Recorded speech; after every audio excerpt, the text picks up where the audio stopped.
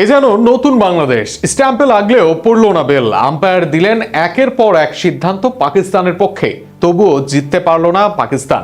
আগের দিন সালমান আলী আগা চ্যালেঞ্জ দিয়েছিলেন, সাহস থাকলে বাংলাদেশ যেন 260 রানের টার্গেট দেয়। সেই সাহস দেখিয়েছে বাংলাদেশ, কিন্তু আঘার মুখে ঝামা ঘষে দিয়ে জয়হীন রাখলো পাকিস্তানকে।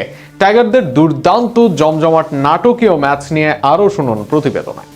দ্রুত গতির বল ছুঁয়ে গেল স্টাম্প, অথচ বেলে আঘাত করলেও বেল পড়ল না, হয়ে গেল 4। শুধু তাই নয়, কপাল মন্দ ছিল আরও অনেক দিকেই। আম্পায়ারদের সব কলই যেন গেল পাকিস্তানের পক্ষে। ইজি উইকেট হলেও আম্পায়ার কল অনুযায়ী যা পায় পাকিস্তানিরা। তবে এত কিছুর পরও জয় পায়নি পাকিস্তান। আগের দিন পাকিস্তানের সালমান আলী আগা চ্যালেঞ্জ ছুড়ে দেয় বাংলাদেশকে।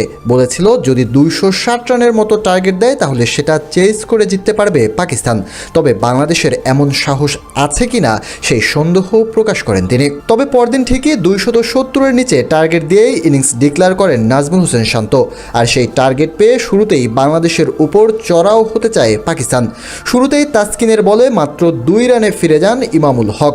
তবে ঠিকই চড়াও হন অভিষিক্ত আবদুল্লাহ ফজল একদিকে একের পর এক 4 হাঁকাতে থাকেন, অন্যদিকে ধরে খেলেন আজান।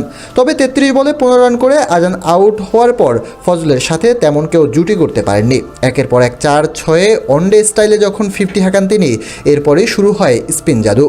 রানের চাপ আসার পর সানমাসুদ আউট হন নাহিদের বলে মাত্র 2 রান করেই। আর ভালো খেলা সালমান আলী আউট হন তাসকিনের বলে। তবে তার আগেই 66 করা ফজলকে ফেরান তাইজুল ইসলাম। ফলে 5 উইকেট হারিয়ে বিপদে পড়ে যায় পাকিস্তান। আর সেখানেই তাদের জয়ের আশা শেষ করে দেন নাজমুল হোসেন শান্তর দল। এর আগে মিরপুর টেস্টের প্রথম ইনিংসে 413 রানে অল আউট হয় বাংলাদেশ। জবাবে 386 রানে গুটিয়ে যায় পাকিস্তান।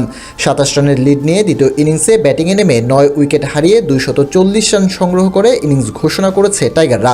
এতে জয়ের জন্য পাকিস্তানকে টার্গেট দেয় 268 রান। মঙ্গলবার নাজমুল হোসেন শান্ত 58 ও মুশফিকুর রহিম 16 রানে অপরাজিত থেকে টেস্টের পঞ্চম ও শেষ দিনের খেলা শুরু করেন। দিনের শুরুতেই 26 রানে আউট হন মুশফিক, এরপর সাজঘরে ফিরে যান লিটন। তবে এক প্রান্ত আগলে রেখে সেঞ্চুরির দিকে এগোতে থাকেন শান্ত।